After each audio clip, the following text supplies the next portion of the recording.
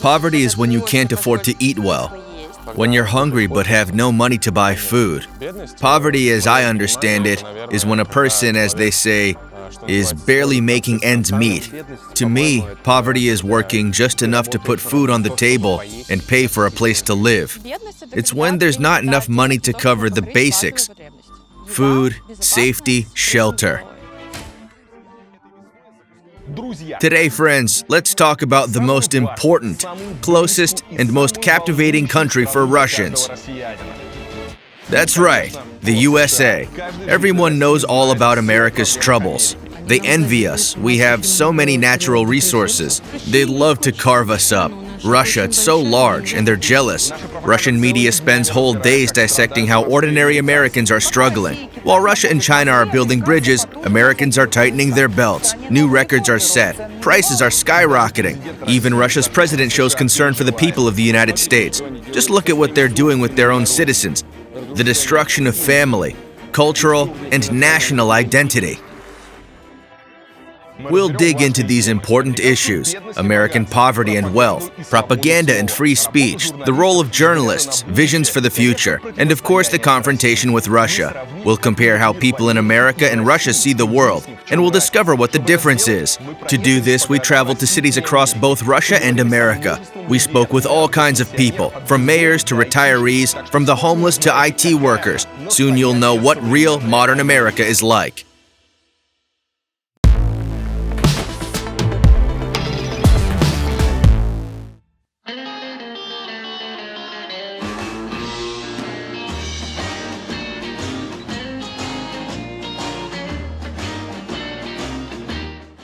Hello everyone, this is Stanislav Kucher and Ilya Varlamov, and we're standing in the heart of America, or at least the brain part, you could say, Washington, D.C.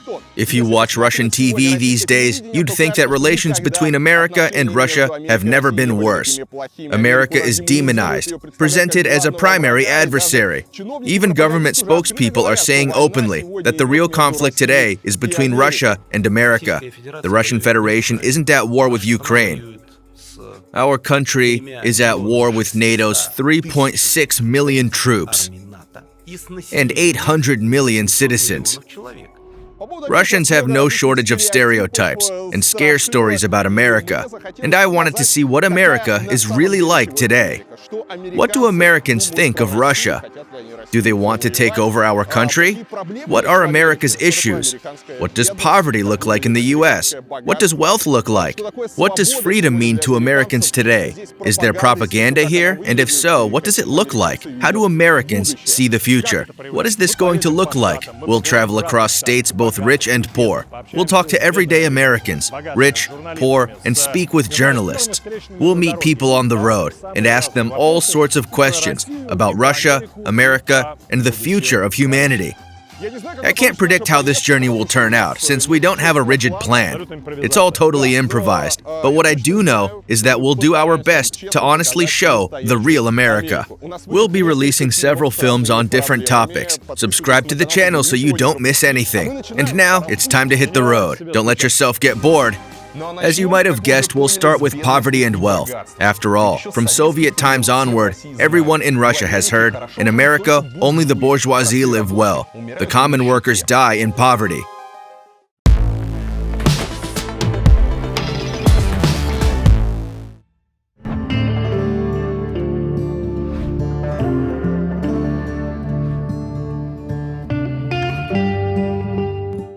Where are we now?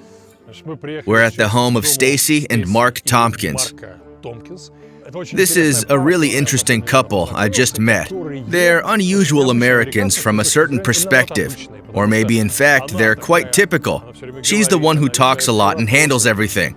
He works while she's the CFO and president of the company at once. And he just works. And he's also into boating. They've lived their entire lives in this small town just outside of New York City by the lake. You could say this is quite a prestigious residential area, right? Here's what's interesting. Many people from Moscow used to visit here. Now they don't come anymore, just you. They always ask me to show them how wealthy Americans live. And I tell them it's hard to say. Rich people live everywhere. No. take us to a prestigious area, and I can drive you 15 minutes in any direction from New York City and find what seems to be a prestigious region. Trees, homes hidden in greenery, beautiful estates. They have a lovely, big house. But it's not exactly a luxurious American mansion. All right, maybe it's luxury, but still quite posh, middle class. Actually, no, it's still above the middle class. That's what they call the upper middle class. Stacy was born here and has lived here since childhood. She and Mark met on this very lake. So really, they're typical American small-town folks. And it's valuable to talk to these small-town Americans, to understand what they think about politics, media, wealth, poverty, Republicans, Democrats, everything really. You know what, like when I told Ilya about you guys, like you live here on the lake and you've been here like all your life, right? His first reaction was, yeah, I mean, they're wealthy. So why wouldn't they go to California or, you know, any other fancy spot in America? Because like in Russia, for example, if you're rich, you live in Moscow or in St. Petersburg. In a big city because there are lots of facilities in a big city. Well, he hates the city, so that's going to be number one. And our business is here, you know, so we would never move. Chester, Putnam, I don't know how you want to. Wealthy. We're not really. If you you know, we live in a very, very rich, you know, the tri-state. You know, you have the Hudson Valley. Hold on a sec. So you own a beautiful house, and not just one, as far as I understand. You have boats, including this one, which is like a hell of a boat, and you're not wealthy. I guess it's all relative, right? I guess it is. I get a good point. You're right. You're right. Compared to probably the average person in America, yes. Yes. I would assume so. But then I look at family members that I have that are, you know, way above anything that we have. Moving now from a stunning lake just outside of New York, where some definitely well-off Americans live, to a retirement home in a small town in North Carolina. On my left, there are beautiful houses.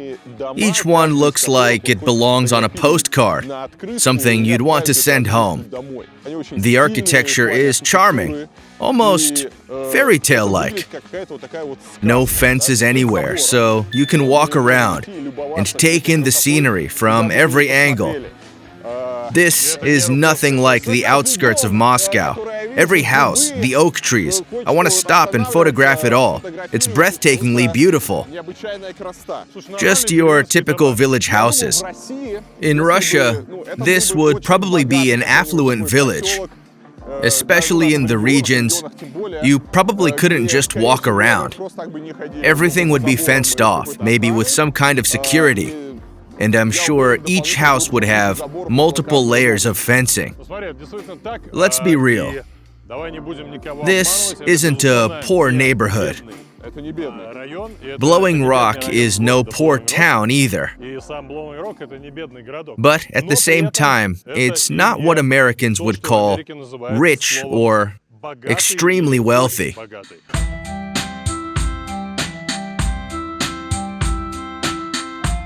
What is poor and what is rich in the United States? Like, for example, you guys, your family, the two of you, this house, middle class, lower middle class, upper middle class, rich, wealthy. I would say middle class. Middle class is practically a cult in America. It's considered the backbone of the entire country. Yet even within it, there are subclasses. For instance, upper middle class includes managers with good education and family incomes with over $100,000 per year. Lower middle class is mostly workers earning no more than $60,000 annually. You've driven by the country club, the golf course and all like that. That's upper middle class and or rich. We were barely able to get in the country club, and we played golf there, and we met an awful lot of people. It's funny when you join something like the country club, where they are millionaires and people like us, who I consider middle class. When you in a situation like that, Everybody has already made their money. It was the way the country ought to be. I had some very rich friends. I had some people that were below me, and we all partied together and did wonderful because we were not trying to go anywhere. We had gone as far as we were going to go, and we were just enjoying. So if you can be a member of the country club, Rotary Club, that means you're upper middle class or rich? No. Middle class, let me say that, middle class. So what's the difference between middle class, upper middle class, rich, wealthy? I don't know what the number would be. I don't really know. So what was your average salary when you worked? 35 years ago, I think my high salary was $30,000. $30,000 a year? A year. $30,000 a year? A year. 35 years ago. Okay, and how much, and you bought this house 25 years ago. How much was it worth back then? Yeah. $300,000. This house was worth $300,000 back then, and you making $30,000 a year, right, could afford a house for $300,000. Yes. And you owned the house? Yes, free and clear. He was making $30,000 a year, which is less than $3,000 a month, and he still ended up buying this house for $300,000. I'm not exaggerating here. This is really what's considered normal middle class. That's one thing I really like about the States. In different parts of the country, not just the capital or near it, but practically everywhere, in any region, you'll always find a neighborhood, and usually more than one, where people live like this. And actually, the farther one house is from another, the more likely it's a nice, well-built home, often at a lower cost. A defining trait of Americans is the Protestant work ethic. There's a real cult of work here, and if an American is successful, they rightfully take pride in it, because they earned it. In Russia, we tend to see this differently.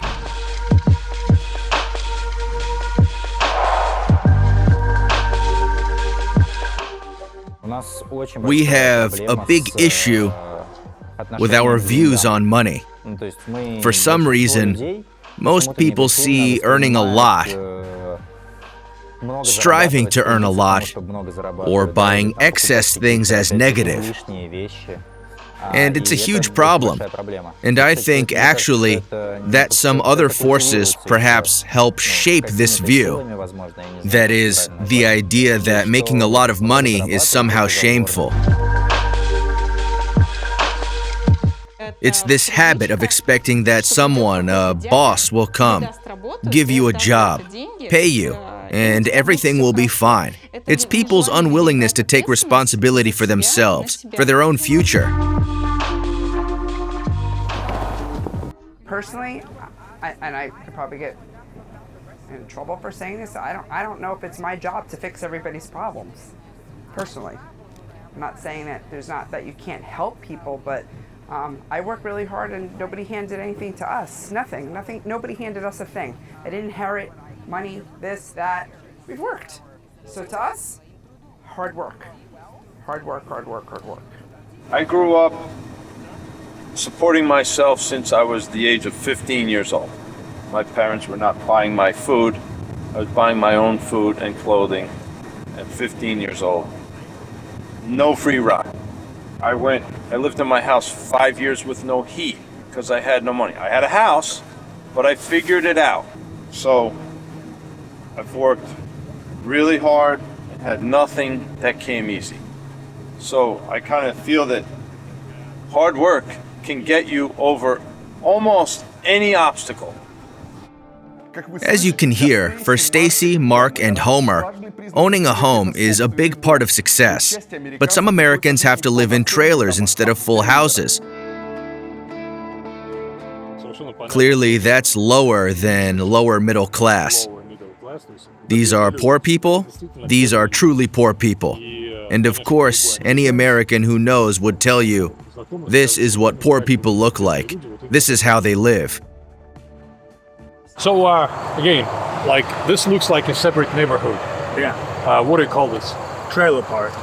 trailer park. Yeah, you got ones with, this used to have more trailers on it, like over here, this one burnt down. So does it mean you actually move from place to place? Or- No, these are actually set, they're pretty much permanent, but you can move them if you want to. Like, how long have you lived here? I've actually lived here about 4 years. My wife and mother-in-law has lived here about 11. And by the way, how much is this trailer? It just depends. These are the older models, probably about 70s. You get into the newer models, the 2000s.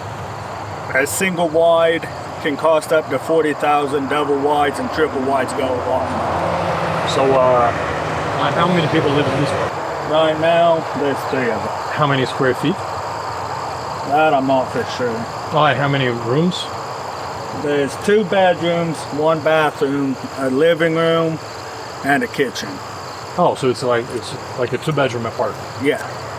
Like, is it nice to live here? Yeah, it's quiet. You know, people back where we're from know really nothing about Oh yeah. So like this, would this be considered middle class, lower middle class, upper middle class, poor? This would probably be lower middle class.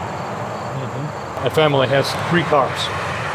That would mean it's and here it's like 3 cars, but a home that does not look like, you know, a house. Yeah.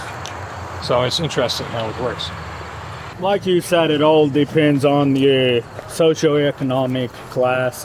You've got middle, lower, whatever. It keeps changing. Your lower income families, you're gonna find in areas like this.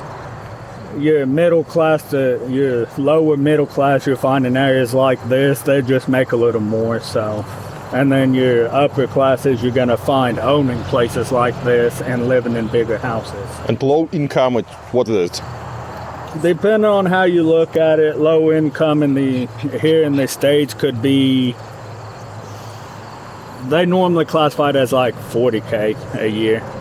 40K a year. Yeah.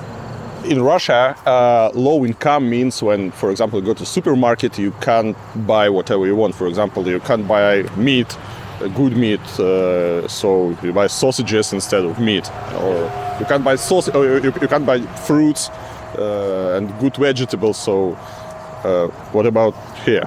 Here, low income, a lot of them get food stamps to help with that stuff. They can't get. Some of them actually abuse it, but if used properly, you can get like hamburger and stuff, but you aren't going to go out and get the top line steaks.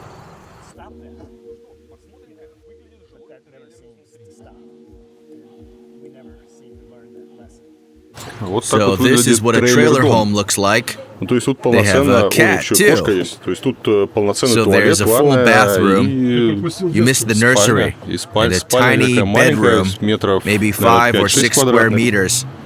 Actually, the apartment's bigger than usual. Yep, size-wise, it's good. And here's the second little one. So it's a 2-bedroom. Thank you. It's cozy. I mean, if it's 3 for 3, it's okay. Yeah, we like it.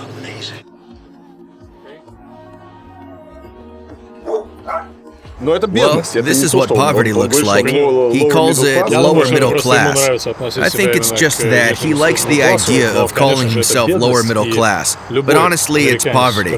Any American would look at this and say, yeah, poor people live here. And they're a very small percentage. Not top 20, not top 15%, even less. This is that small group that may even be fewer in number than the super wealthy.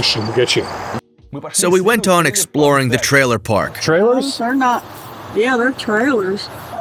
They're not unusual. You can go buy trailers, buy brand new ones. And there are new ones too? No, these ain't new. No, I see. These are not new. You can go to where they sell them and you can buy one. Go in debt for it, or if you got a lot of money, you can. So, just honestly, it's interesting for us.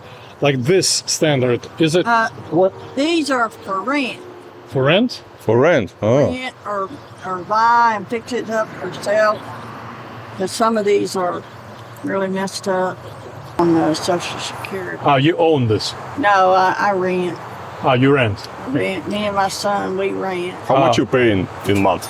A month, it's 400. 400.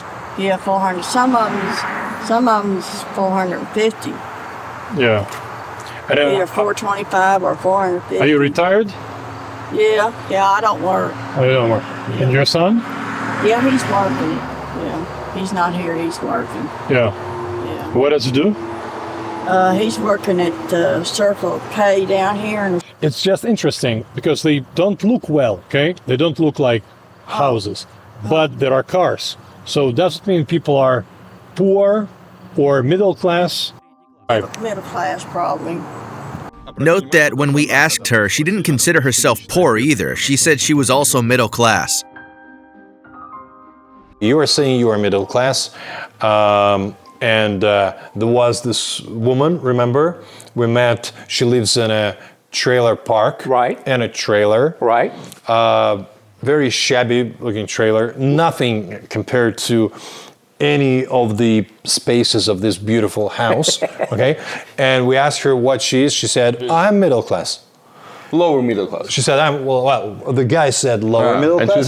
she said, Probably middle class. Well, I so think, that's why we tried I think to. what they were trying to say is they weren't on welfare. They were both probably had a job, and they were doing okay in their mind. Even some residents of the terrible trailer parks. You see, we're traveling in America and we saw something we don't see often. Oh, okay. Because first we see, regular houses, then rich houses, and then we see, and those are not houses. There's this side of America too. We visited a guy who has dogs like these and lives in a trailer like this. Mo says he's also middle class. 20 minutes down the road, I have two houses. You have two houses? Yeah, wow. in the Oxford area. But see, my wife, she don't like that area, so we rent them out. Okay. So we just live in here because we've been owning this for. So you live in this house right here, right? Yeah. And you own two houses in the Two houses. Trailer houses or no houses. Houses. He doesn't like the location, so we stay here. So Okay. we make the money Yeah. off the houses. Yeah. How many dogs you have? I have 4 adults and one. 4 dogs. And one puppy. They look aggressive, no? Yeah, they are. Yeah, I wouldn't get close to them. Wow. Yeah, they are aggressive. And what do you do? What's your business? The business, I'm retired. Ah, retired. Okay, okay. What you do before? I was a mechanic for 18 years, vacuum cleaner company, bag company. Then my last job, I worked for the federal government, working the cylinders for the military.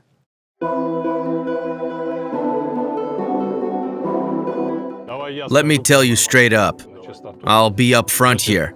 I do feel a bit uneasy every time I see Ilya wanting to stop to take pictures, or even more, shoot videos of what he calls fallen people. People who are really down on their luck. He wants to chat with them, interact. And every time I get this feeling like, okay, we're just going to film a lot of people in tough situations and then come out saying there are plenty of poor people in America. In today's climate of American bashing and Russian propaganda, all this can end up looking like, well, any criticism of America these days is often seized upon in Russia as a way of saying, look, they have problems too. That's the essence of what we call whataboutism. What about, like, but you lynch black people, right? This is why I get wary when Ilya suggests, hey, let's stop and film in this trailer park.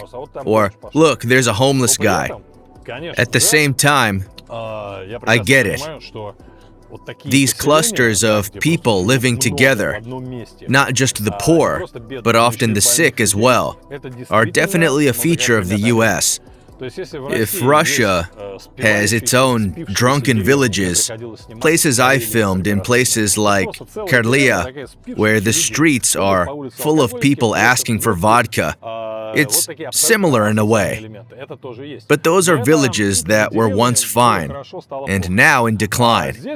Here, though, it's a matter of people moving in by choice, buying or renting trailers because it's simply an easier way to live.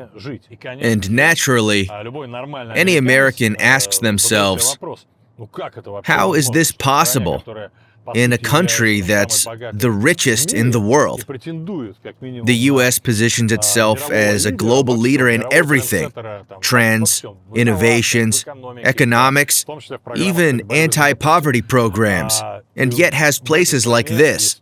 This is something you'd expect to see only in poorer countries.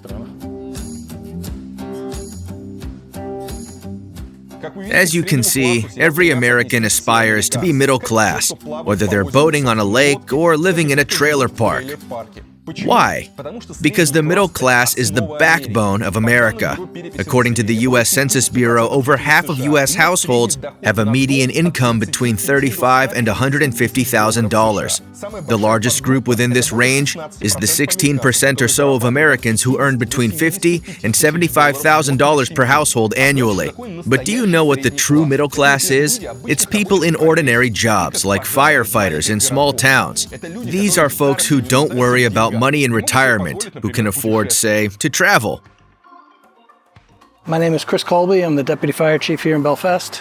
Just started here in January, so still figuring it out. Okay, Deputy Fire Chief, and you are working yourself with your own hands and a hammer, nailing something to the wall? I was, yep. How did you decide to go to work as firefighter? I was in college and was home for Christmas break, and a bunch of my friends from high school had joined the local volunteer department. This is down in New Jersey, and my neighbor's house actually burned, and I went out to watch, and I was just amazed watching it. And as soon as I got home from school, I started testing and taking classes, and wanted to be a firefighter ever since. And so that was before or after 9/11? That was before. That was in 94. Yeah. So, can you elaborate on the place of firefighters in the life of Americans? Where, I mean, obviously firefighting is important everywhere, but it's always seemed to me that there is something special about attitudes of firefighters in the States. Yeah, even before 9/11, there seemed to be a lot of appreciation for fire service, paramedics. After 9/11, that really it boomed. So, and we're still, I think we're still enjoying that status since 9/11. That is what happened. So, have you risked your life?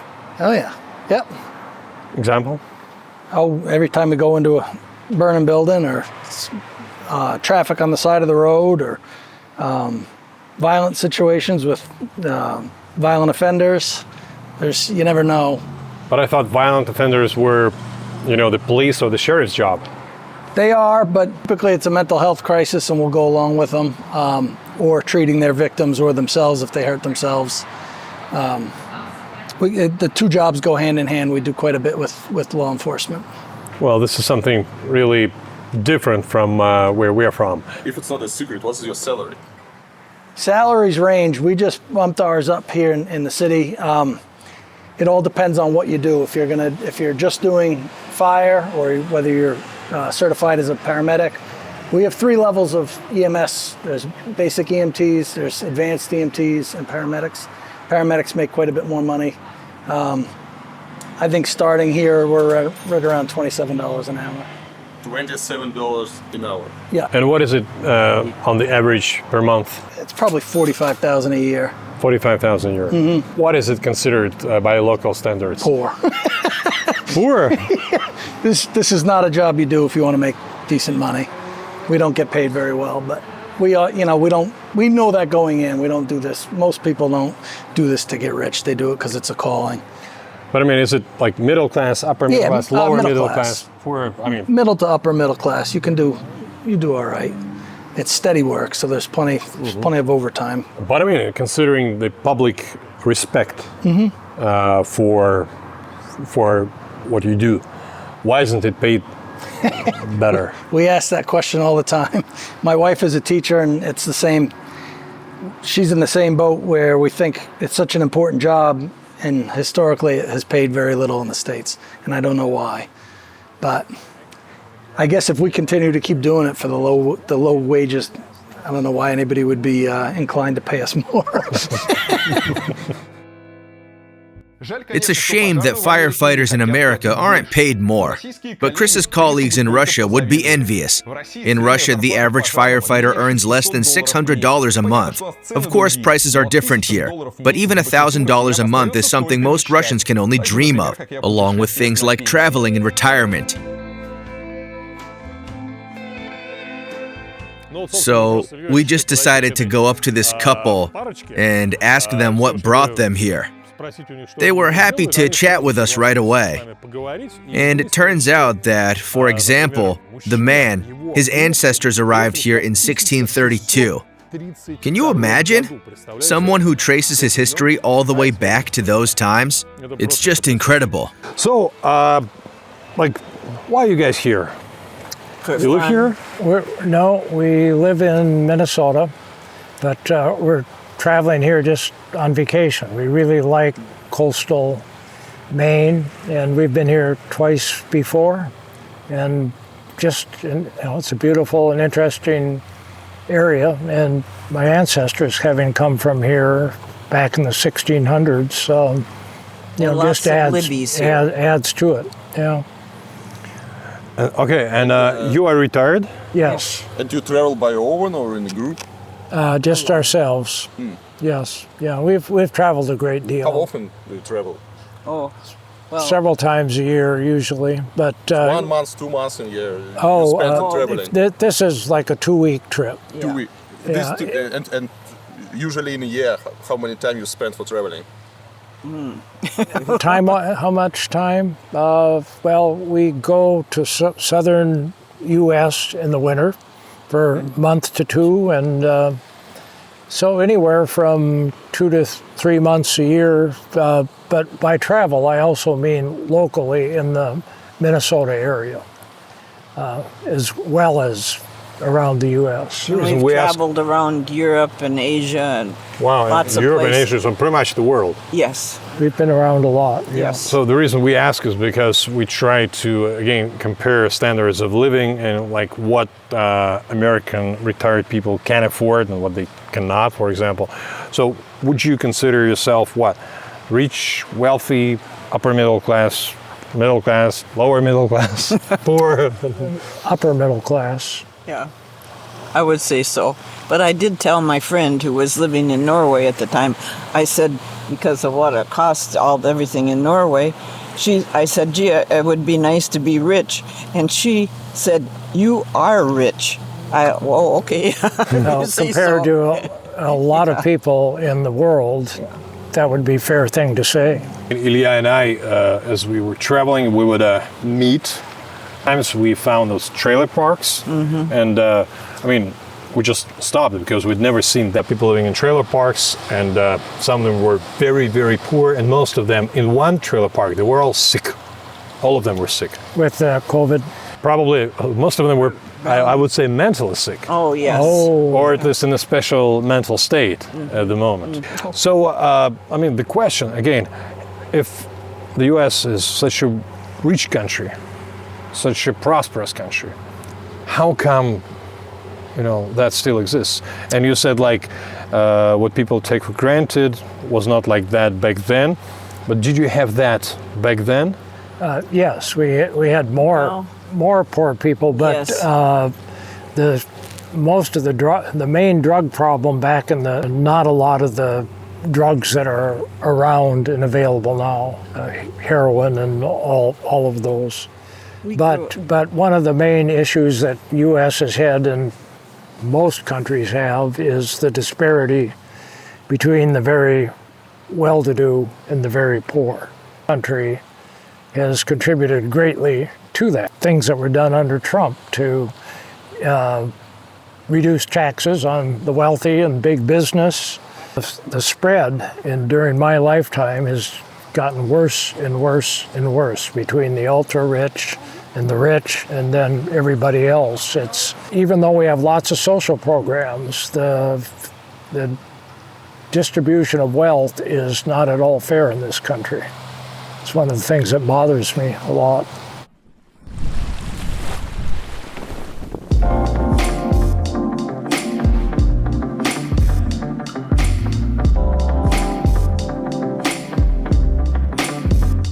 In our country, we have a fairly socially oriented state.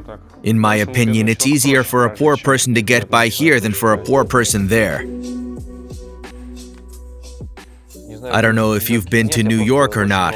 I've watched a lot of travel blogs about New York. In New York specifically, I'm not saying anything about other cities and states, but New York in particular.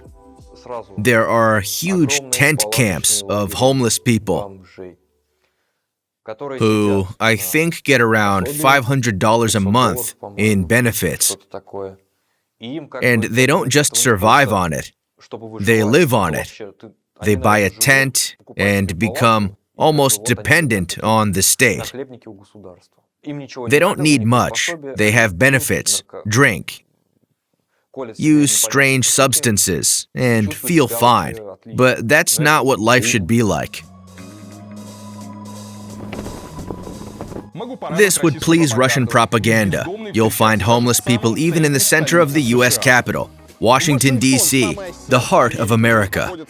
This is where all the major departments are located. The White House, the Capitol, the State Department, museums, everything is here. All the officials are here. It's a grand, majestic city. Wide streets, clean, beautiful, but even here, there are homeless people. Though the homeless here are different. Right now, we're just a kilometer from the Lincoln Monument, and there are tents along the highway. Huge tents where people live. And they're not just tents, they're small towns. People have a trash can, a table, chairs, and even a grill. They're apparently cooking for themselves there. It's like they've set up camp on an empty lot, along the road. Where else would you see such a contrast? Only in America. Behind me is one of America's symbols, the Lincoln Memorial. On the lawn right in front, there's someone's mattress and a bag of belongings. Someone slept here, woke up, and went about their day. But they'll be back again tonight. That's Washington for you, the US Capitol, where you can comfortably sleep right in the city center on the lawn. There are entire homeless towns, even in one of the richest cities in the world, Los Angeles. And it's worth noting that these communities are set up in downtown LA, which has never really been a great place to live. Americans, when they can, prefer to live in the suburbs. City centers often end up as homes for marginalized groups, including the homeless. You can find the mansions of Santa Barbara, Beverly Hills, and Malibu easily enough online. I thought I'd show you the other side of the legendary City of Angels.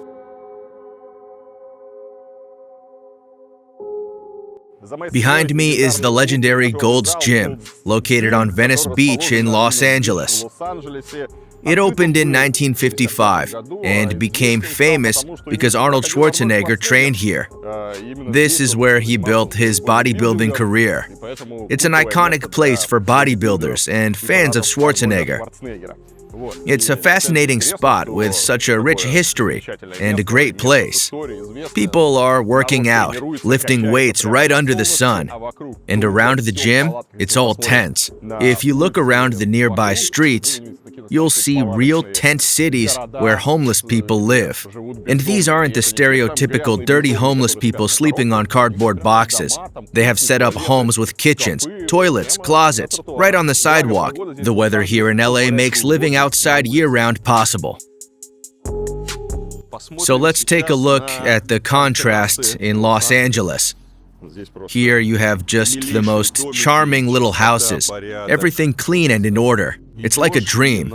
You walk along, just taking in the scenery, the flowers. Look, these houses, these cars, they're beautiful. Everything is well maintained.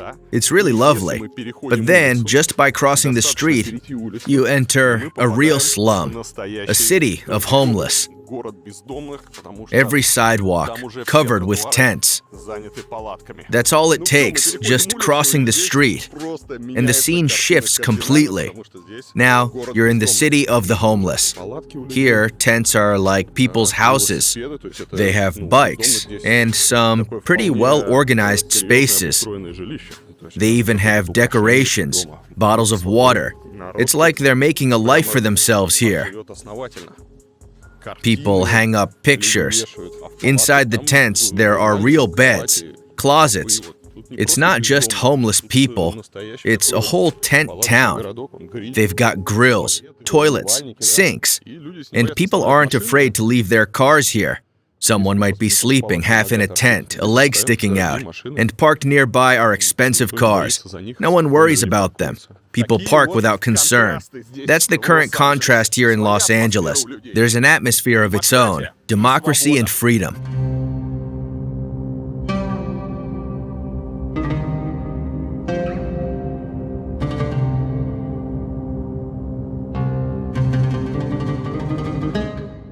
Where have we ended up? Where did you bring us? We're in Skid Row. It's literally just a few blocks from downtown Los Angeles near those famous skyscrapers. But a lot of people think those skyscrapers are at the heart of the city. They're not. It's just the business district. And right next to it is a struggling neighborhood called Skid Row. Skid Row has been a troubled area for almost a century. It's kind of like LA's old rough neighborhood. Let's take a look. Come on. No big deal. People are just sleeping in tents. There's a car parked nearby. White socks? Sure, why not? Some people are using some kind of drugs here, and many struggle with mental health issues. It's definitely not the most pleasant area. I wonder what this place does to property values. There must be some offices nearby. Not right here, not exactly. But just over there, once we get past Waglock, is Little Tokyo. Things are more or less okay over there. Even here, actually, there's some change. This building was clearly in bad shape. Someone bought it and converted it into lofts. And now you can probably rent an apartment here. So the area is slowly gentrifying. Still, I have to say, the whole scene here is pretty unsettling. All right, folks, I think we're about to strike up a conversation with someone. Though people around here don't seem too keen on chatting. Happy Sunday. Happy. What's your name? Smiley Cyrus. What's your name? Smiley. Yes, sir. You live here? Yes, sir. How old are you? 50 years old. Yes, sir. Okay, and you are homeless? Yes. For how many years? Ooh, 15. 15 years. But I'm What happened with you? well, what happened was, things worked out and then it didn't work out. You know, but I'm homeless, but I still work. You still working? What do you do? I'm a driver. You're a driver? Oh, great. And I work. I do a little bit of management work. I just try to keep myself in position. Even though I'm homeless, I can cook. I have a stove. I have music. And you live here? Can I have a look? Yeah. Oh, great. It's not much, but it's not much, but it's enough. No, it's good. You said you're a driver. What kind of driver you are? I drive a food truck, a bus. Food bus. Food bus. Okay. Anybody help you here? Well, I don't really have help. I just have to work hard. I have to work hard and survive and be smart. Yes, sir. There are so many people walking like zombies here, especially at night. Half of the people here are high. The most unpleasant thing in such places is if you come across any dealers, they can be upset that you're filming them. But they will most likely be adequate. Yes, in fact, this is a very important point. How to help properly. In Russia, I periodically encounter situations when, for example, people do not know how to help. Often bloggers, for the sake of hype, they go like this, for example, and we will give money to all sorts of homeless people, or something else. And often, they only do worse. That is, they earn money from the audience, which says, "Oh, how wonderful. A homeless person was given $50. And the fact that this homeless person will now go buy himself booze or drugs and die from overdose, no one will think about it later. And money, of course, will not help him. And helping a homeless person is quite a difficult program because a person needs to get a job, restore documents, somehow return them to society, cure them. And this is not done just by handing out money. It is clear that yes, there are all sorts of charity organizations who at least feed them and somehow help them. This is okay, but some kind of comprehensive help should be competent.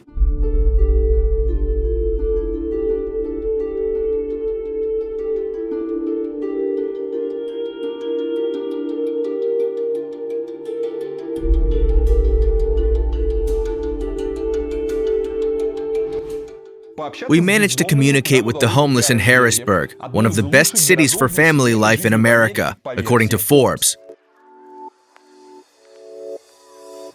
We got to the capital of Pennsylvania. By the way, this is not Philadelphia, this is Harrisburg, a wonderful small town, 50,000 people.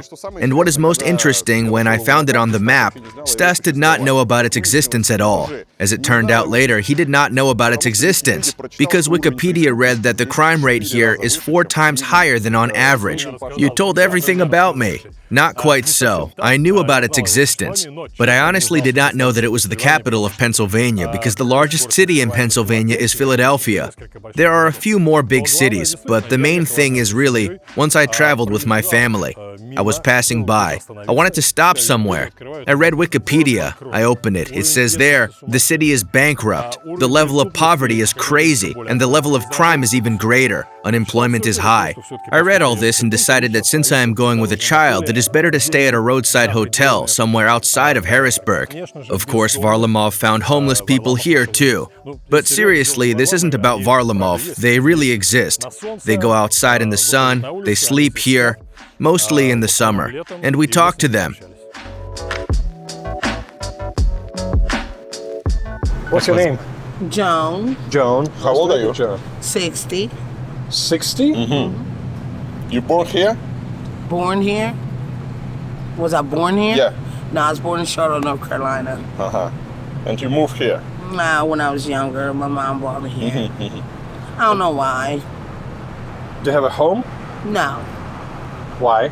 I don't know. You don't want to, or? Yeah, I do, but I'm waiting for the term of getting my Social Security. And why don't you have Social Security? Well, I went for it. You had to be a certain age to get it. Your retirement, they'll give you partial. At 62, 65, they give you the full. Did you ever work? I worked my whole life. What'd you do? I worked at PennDOT. Where? At the Department of Transportation. Huh. I worked there 35 years, and I worked at 10 at a new company. And how come you became unemployed? Because I messed my hip, and I have sciatica, and I have arthritis in my knee, so I can't stand, can't sit for too long. Does anybody help you? No. From a government, do they do something now for you? Now they have like the shelters. Well, I worked, so yeah, the government give me my money. But a lot of them out here don't have no income. But why wouldn't they work? Oh, I don't know. You gotta ask them. But I got health benefits, but I don't have no money to live on. So you have health benefits, but no money to live on. No money. Right. Like, have you worked? Oh, I can't work no more. I worked my whole life. And you worked as? A machinist. Okay. I'm a machinist, but I can't work no more. But I mean, why do you? Well, my liver went bad, my kidneys went bad, my leg blew up. And the company said, we're not firing you, we just want you to take time off to get healthy. But that ain't paid my bills, you know what I mean? Yes, but they're like, if you worked all your life, then you should be receiving some money, retirement, right? Yeah, but they make you wait. They make you like, we had that pandemic here, and that closed everything down government-wise. You couldn't talk to nobody, you had to do phone calls. And even when you do that, they deny you. Then you gotta go get lawyers to go to work for you to get your money. And then they want a piece of your money for going to work for it. I'll give Harrisburg one thing. They feed you. They feed you? They feed the homeless. Yeah, they take care more of the homeless food-wise than any city out here. So we like, got people coming here. I was born here. They all were born here. We got people coming. Well, we got people coming from everywhere. and so when like people come, you said they feed you. How does it happen? Churches feed. Churches feed. They do have some state organizations, but the churches do better than the state organizations. We learned how the homeless are fed in the town of Blowing Rock.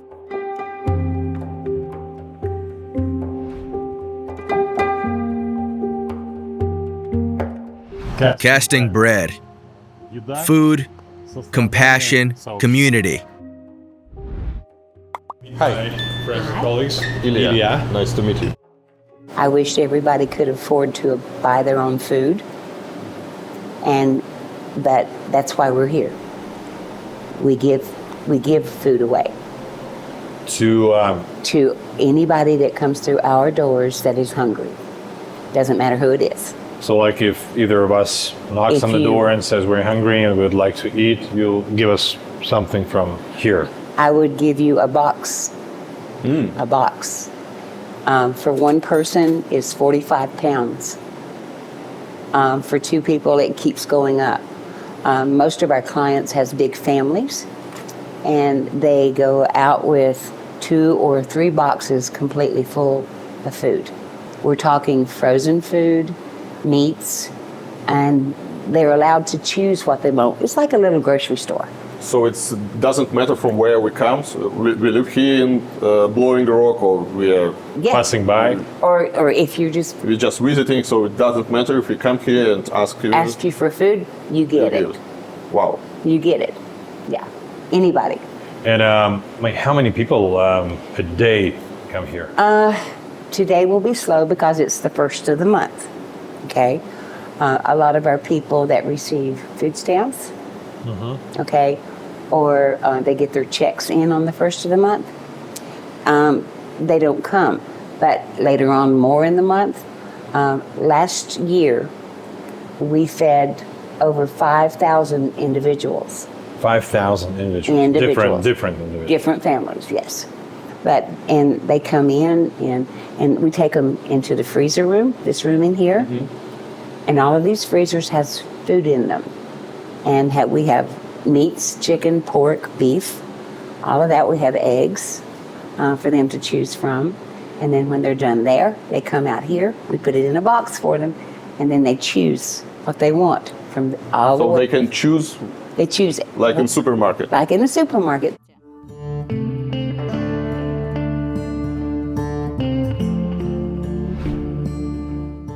Of course, it's important to understand why people end up on the streets.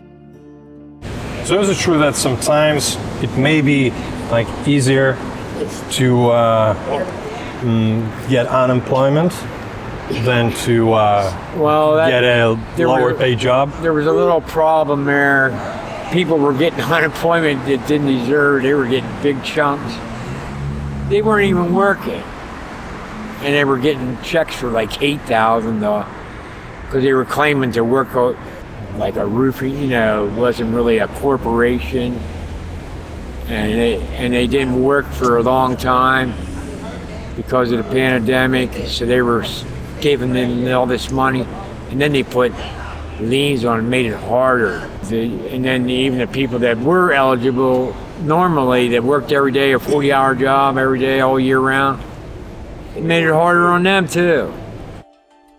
We mostly met homeless people in the center of big cities or in places like bus stations, but in small towns there were almost none. We talked about this with the mayor of Blowing Rock Town in North Carolina.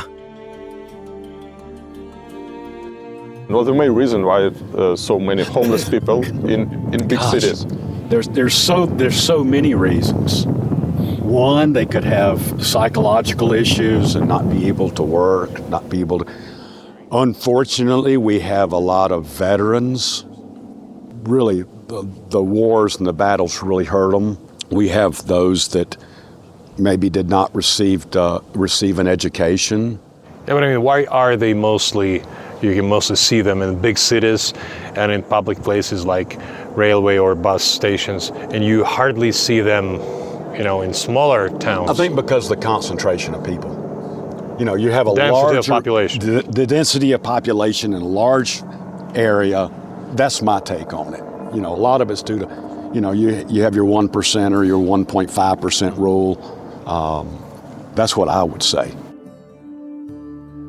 Perhaps there are really few homeless people in Blowing Rock, but there are some in the towns around it. We have a lot of homeless people. Where? Homeless people in Blowing Rock? Yes, that lives. It's in Watauga County. Watauga County. So not in the town, because we didn't see a single homeless in Blowing Rock. Not in Blowing Rock. But if you go into Watauga, over next to it's called the Hunger and Health Coalition, they call it a hospitality house. Okay. And over there they house people. People sleep in their cars over there. Okay. And so it's not good. What is, in your opinion, the percentage of poor people in regards of the entire population of Watauga County? Yeah. I would say a good 80%. 80? Yes. 80%? 80%. Of Watauga County? Of Watauga County. The whole county. Are poor? Are poor, yes. Wow. What does sport mean? Most of our people that they only live on one small Social Security check, which ranges from $500 to $1,000 a month. Okay. Rent in Watauga County, unless you own your home, is very high. Very high. It runs from $900 to over $2,000 a month to rent a house or even an apartment. The college students has to pay really high. But it's, and our people, why we're here, is because of their bills and they don't have much money. We give them food so they don't have to buy it. They don't have to choose between their medicine and their food. So they at least we get food for free? Yes. What's the percentage of the population of the whole state is poor? What do you think? I would say the whole state, at least 55 to 60. 55 to 60% of all the state the whole state population are poor. Yeah. Maybe official statistic? I don't have any numbers that I could pull for you, but there's just in Watauga County, the numbers that we feed, it's like our numbers goes up to 60, 70%, even up to 80%. Okay, Yep. well, let's go on to the kitchen. And this is our kitchen. Okay, so it's like a restaurant. Well, we 2 days a week. I don't have a cook today, but 2 days a week we cook hot meals and we feed our clients. And it's so the inside and outside as well, right? Yes, it is. There's a beautiful brook there. Right? Yes. Poor people come and sit on an open terrace near the stream. Let me take you out on the deck. Yeah. Take you out on the deck. And there will be some beautiful terrace now, apparently. Everything looks luxurious. Well, not luxurious, but cute. It's cute, yes, but this looks like a really good house. Amazing view. Oaks, a creek, lawns, pines, creeks that flow into each other. And where do you get money? From donations. From donations. And Sam, he goes out and talks with people and does fundraising. Just recently, we had in July, we had a music festival that Sam put on. And then we had what they call a ducky regatta. Okay, and it's where people buy ducks for $5. And then we run the ducks down the creek to see who wins. And that's a lot of fun. It's a lot of fun. And we do things for the kids, and they have different, bouncy houses, they have fire trucks, everything, and free food. Good choice. So, did you rob a ShopRite or anything? Well, just so you can see, there are ribs here. Pork ribs. Sausages for every taste, cut or not cut. Chicken wings. Chicken breast, wings, sausages, pork steaks, Italian sausages. Ribs. Also ribs. You have beef steaks? Sometimes. Sometimes. Yes. There's a huge selection of meat, like in a good supermarket. But apart from meat, what else is there? More meat. More meat. There are chicken legs, turkey, more ribs. It's another freezer full of meat. Here is a refrigerator in which there are grapes, eggs. Let's take a peek inside. There's grapes, eggs, salads, milk. By the way, as you can see, and I just clarified this, that most of the visitors, most of those who come here are elderly people, mostly pensioners. Pensioners, yes. This is the place where, in fact, people, low income, poor, needy, they can come here, take such a large box and collect the food they need. And the choice here is really like in a good store. That is, for example, this refrigerator, there are various cakes and pastries, and again, there is a choice. I see some kind of apple pies, chocolate pies, with cream, fruit, cupcakes. Here, we even see a snack for wine, just so you understand. If someone needs a snack for wine for a picnic, then you can come here and take that too. A huge number of canned goods, peas, pasta, corn, pears, apples. Well, she says that we have already disassembled part of what else was there. Apples, pears, in general seasonal. And as a rule, everything that is grown here, that is, they do not take anything extracted from vegetables because a lot is grown in the nearby gardens. I'm just a little shocked that I was in such organizations in Russia, and usually, well, in Russia, this is something extremely necessary. That is, there is some oil, cereals, and canned goods. There should be calories in food. There should also be a bun. Here we have tea, sugar. Well, that is, we do about a meal a day, so that a person is full during the day. Well, I have never seen any excesses in the form of, for example, these wine sets, in the form of some, I don't know, additional sauces. That's what is here, and such a large amount of meat. Well, you see, as Diana says, there really should be a choice, as in, okay, not the best, but nevertheless, a normal supermarket, so that a person can choose for himself. You see, we have some lemonades here, some bars, a huge number of desserts. Why do you come here? She wants to know why you come here. Oh, why do I come here? To get extra food. Because I'm retired and I'm on a fixed income, and they won't give me no food stamps or anything, so I come here for And if you don't mind me asking, so what's your income? a month. $1,200 a month. $1,200 a month. Yeah, but that barely pays your bills. You go to the grocery store and your groceries have gone out of sight. Gallon of milk is $5 now. Do you have to pay rent or you own a house? No, I own my house, but I pay rent on my land. Okay. Pay on my land. And I see, but you have a car, right? No, I'm driving my sister's car. Oh, you're driving your sister's car. Yeah, Okay. we share a car. All right. Fixed income, you can't afford anything anymore. You can't. Judging, you see, we're trying to find out like living standards in America. So, would you be considered what? Middle class, lower middle class, poor? I guess not rich. No, I'm a long way from being No, not according to ours. No, we're 4. I would say 4. And again, the question I also asked, we also asked Diane, what do you think is the percentage of people living in the area? I'd say a good 60% off.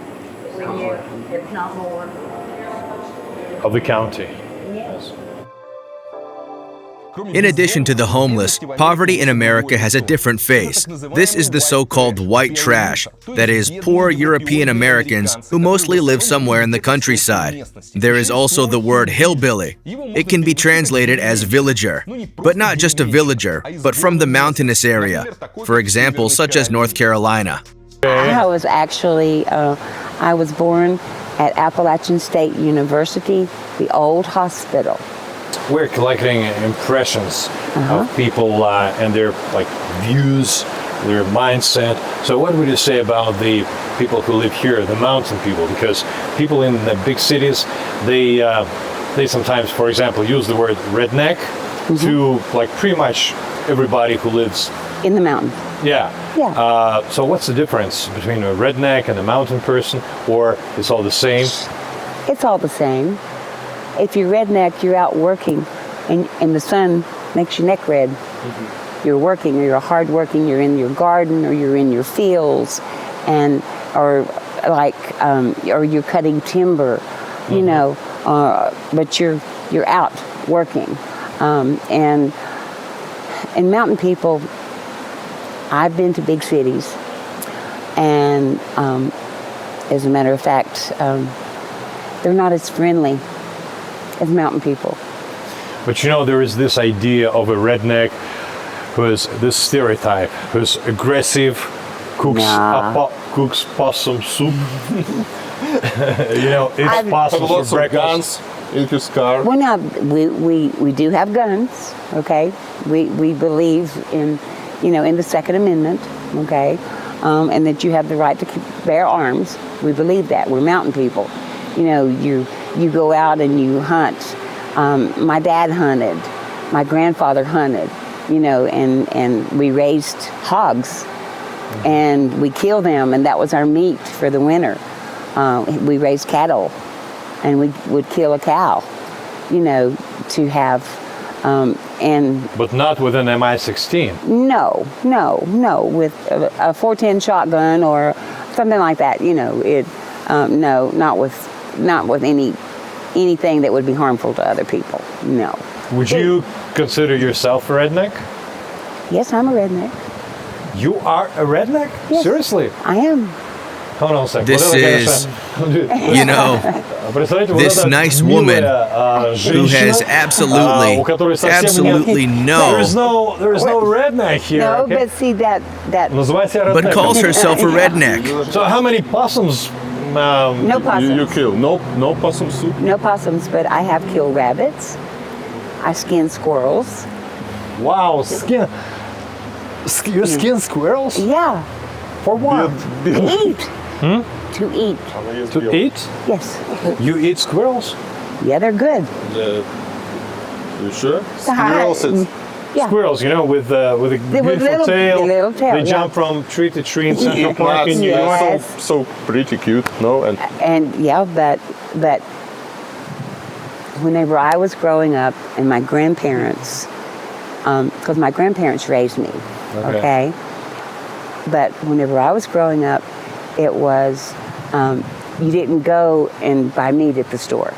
We didn't have the money. We had a big garden, and I would work in the fields all day long, all day, hoeing corn and beans and potatoes, big field. And then the meat was what either my grandparents raised, or I went with my grandfather to hunt, and we would kill squirrels, rabbits. Okay, but that was back in the day. How many squirrels do you eat now a day? A day today? I haven't had one in a year. 1 year. But I mean, if you hunt squirrels today, this is for what? Out of habit or necessity? Because now you can go to the store. It's because I like the taste of them. They're tasty? You like the taste? Mm-hmm. They're good. They're good. They're really good. How do you cook them? You skin them, cut them up just exactly like you would. What dishes you can make from squirrel meat? Well, you fry them. Right. You fry them just like you do chicken. And mud turtle's good too. Mud turtles? Yes. Mud turtles. Yeah. Turtle? The turtle. I used to help my grandfather catch them.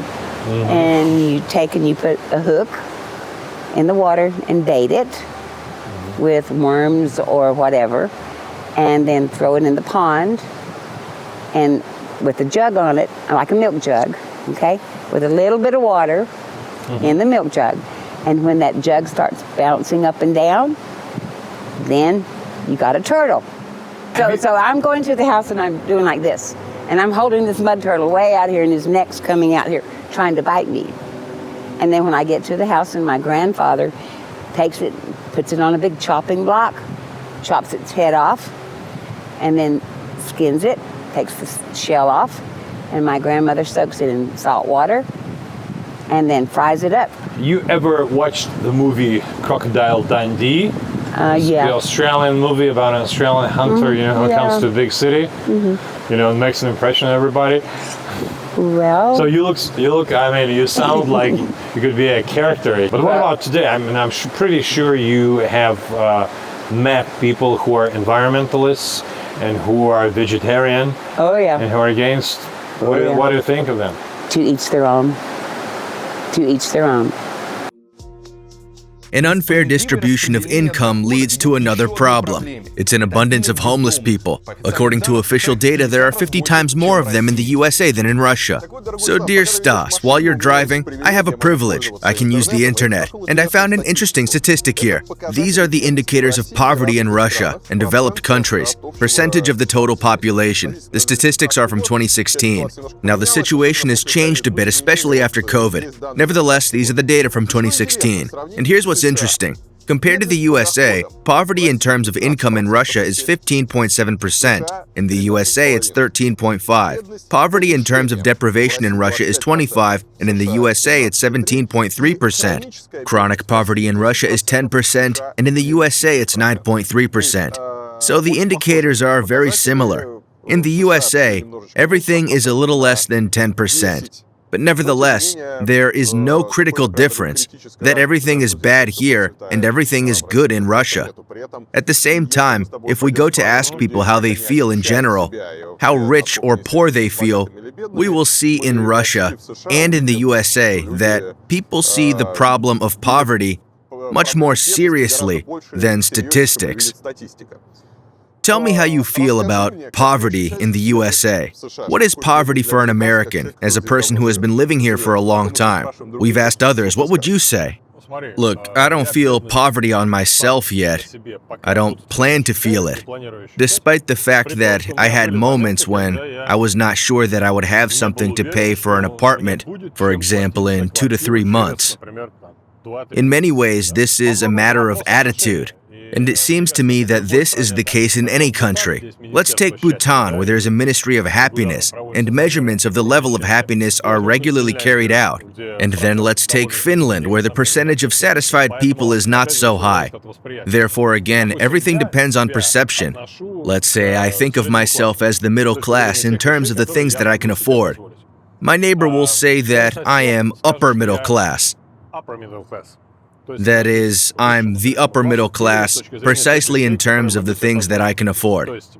That is, I can afford to travel, rent a car. I have a car, I drive it. I have an apartment in which I live, which I rent. I can afford to go to the store, often enough to buy some things, travel abroad, and so on. These are some of the indicators. At the same time, I have a neighbor in a country house who will say that I am rather lower middle class because I do not have a lot of savings, and there are situations when I don't know what will happen tomorrow. Therefore, the concept of poverty is very dual here. I think that most Americans will agree that the poor is a person who, again, is not sure about tomorrow. He is just not sure about tomorrow. He is not sure that tomorrow he will have what to live for, what to buy, where to live, what to buy medicine for. This, of course, refers primarily to more elderly people. who cannot afford to rest, travel, who need to save a lot, save up, and so on. So, just like everywhere else. Next, it all depends on what needs you have. Poverty in Russia, in my opinion, is the lack of more or less normal housing, which corresponds to some minimal sanitary norms. And I saw when I was filming about families where children are taken away, I saw a problem. For example, when the caretaker takes away a child from the mother and makes a request to her that you must put the apartment in order. For example, repair the stove, because there is a risk of a fire. You have to repair the stove in the apartment. In many houses in the province, you have stoves. So you need to repair the stove, and then we will return the child to you. And for the repair of the stove, you need 20 to 50,000. Some funny money, which you can get out of your pocket and put there, especially by American standards. It's a couple of dinners. And she doesn't have this money, and she's like, well, I'm going to look for a job now. I'm going to do something else now, and I will definitely repair this stove. Of course, there is alcoholism, and most likely if she wanted to repair it, she would find an opportunity to repair it, but nevertheless, it's such a simple example when the caretaker takes away your child because your apartment is not suitable for living. Poverty is when you can't buy food products, when you go to the store, and you can't buy the products that you want to buy. You can't buy meat. You can't buy vegetables, especially some fruits, especially not seasonal, which cost more. And you actually live on pasta, bread, and other cheap carbohydrates. Sometimes I ask people to show refrigerators of poor people, and you open the refrigerator and you understand that you have a refrigerator. This is some kind of soup pot, where there's enough soup for a week, from something cheap, like a soup set of bones, or scraps from fish. There's bread, eggs, pasta, well, maybe some canned food, but here it would rather be called poverty. Well, yes, there's a thin line between being poor and living in poverty. It's difficult for some to get their kids ready for school. I've recently seen the stats that on average in Russia it costs $300 to get a child to school. But many people have no money to get a child to school, although once a year $300 seems not to be that expensive. In Russia, this is really a big problem. Especially in the regions, a huge number of people live in houses that are not suitable for living. In these so-called wooden houses, a huge number of people, even in rich regions, do not have simple water pipes, sewage, a toilet in their home, and they go to the dump. This is how it is in Russia. Yes, poverty in Russia is a wooden slanted toilet on the street, and poverty in America is when you have no savings for the future. There's a contrast. If you liked this video, don't forget to like it, subscribe to the channel, and also post this video on Reddit. And send your friends a link to it in WhatsApp.